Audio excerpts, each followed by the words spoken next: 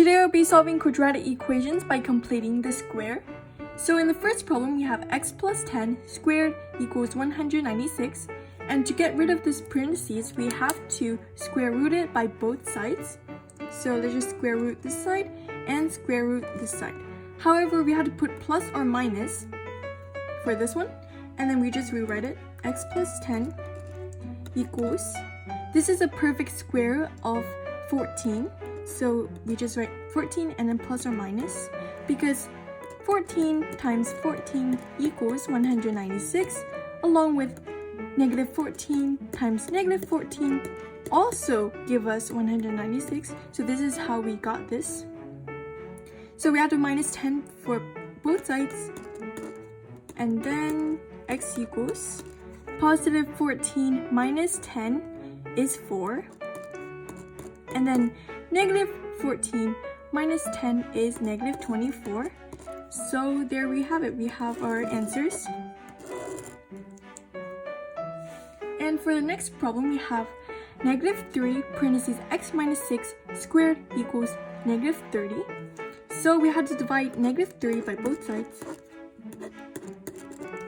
And then we get x minus 6 squared equals 10. Now we have to square root it for both sides, along with plus or minus for this one. And then x minus 6 equals square root of 10 plus or minus. And this is not simplifiable, so we just leave it. And then we plus 6 for both sides. And we get x equals plus or minus square root of 10 plus 6. So this is our answer. Okay, so in the next problem, we have 5 minus 2x squared equals negative 3. So we have to minus 5 for both sides. And then we get negative 2x squared equals negative 8. And then divide negative 2 by both sides.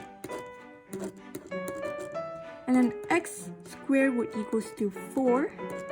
And then we have to square root it for both sides, plus or minus. And then x root equals to plus or minus 2. So this would be our answer.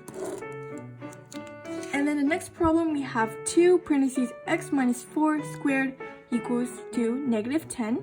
So we have to divide 2 by both sides. And we get x minus 4 squared equals negative 5. And we square root it by both sides. But wait, this is impossible to square a negative number, because a positive number times a positive number is a positive number, and a negative number times a negative number is a positive number. So there's no way it could be a negative number. So we just X this out and put no solution. So this would be our answer. So I have shown you 4 different scenarios of completing the square. I really hope you find this video helpful, and thanks for watching.